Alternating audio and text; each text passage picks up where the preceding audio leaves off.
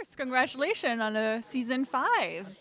Bigger and better season 5. Come on, it gets bigger as we go. It must be really exciting. I'm looking forward to it. It's like watching a big snowball come down a hill, getting fatter and juicier and collecting all these people watching at the same time, you know? Nice feeling. And can you tease anything that we can expect this season? Well, of course, this is the first time you're going to be seeing 2 women on set, Lori and I, sitting together, and we're not having catfights, contrary to common belief. And can I tell you, it's taken tremendous pressure off me because it's kind of like I'm not a token anymore.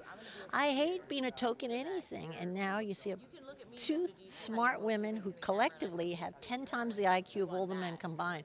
So the show's just gotten smarter. Now, how was the experience of having another woman on the panel?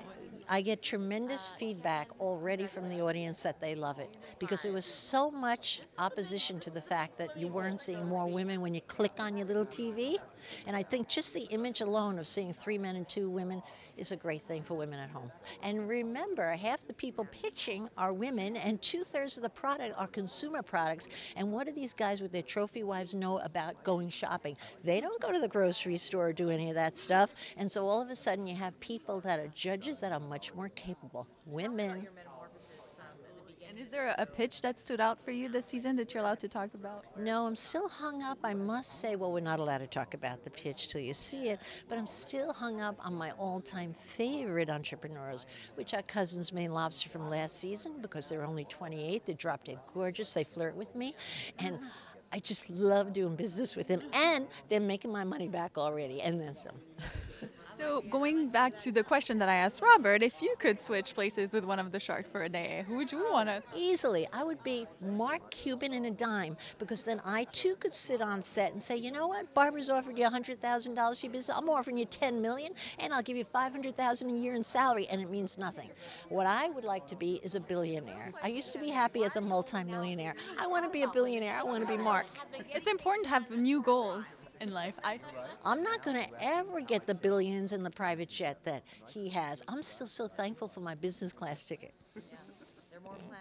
It's true. And the Powerball is at $400 million right now. And do you have an advice for the potential winner and what they should? Billion?